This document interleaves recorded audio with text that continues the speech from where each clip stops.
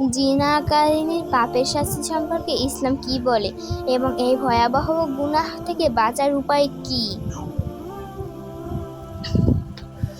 ইসলাম জিনা বা ব্যভিচার অন্যতম কবিরা গুনাহ হিসেবে গণ্য করা হয়েছে। শেয়ার করা তথ্য অনুযায়ী এই পাপের ভয়াবহতা ও শাস্তি সম্পর্কে বিস্তারিত তুলে ধরা হলো। একবার জিনা করার কারণে উভয়কে, নারী ও পুরুষ, ৭০,০০০ বছর জাহান্নামের আগুনে জ্বলতে হবে। শাস্তির সময় ফেরেশতারা লোহার শিকল দিয়ে শরীর বেঁধে রাখবে এবং অবর্ণনীয় কষ্ট প্রদান করবে।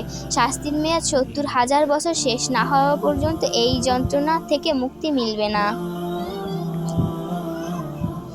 জাহান্নামে জিনাকারিনীর পেটে আগুনের সন্তান তৈরি করা হবে, যা তাকে প্রসব বেদনার মতো তীব্র যন্ত্রণা দেবে।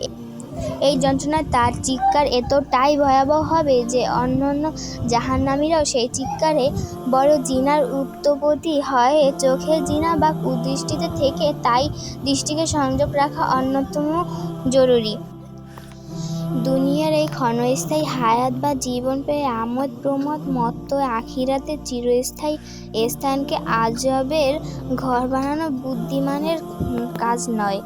অতীতের ভুল স্বীকার করে মহান আল্লাহর কাছে খাঁটি মনে তওবা করতে হয়। নিজেকে সব ধরনের অশ্লীলতা থেকে দূরে রাখা, পর্দা বজায় রাখা এবং শালীন জীবনযাপন করা। অন্য মা বোনের এই আজকের কথা জানিয়ে দেওয়া এবং সচেতন করা। ভিডিওটি ভালো লাগলে সাবস্ক্রাইব করে পাশে থাকবেন। ধন্যবাদ।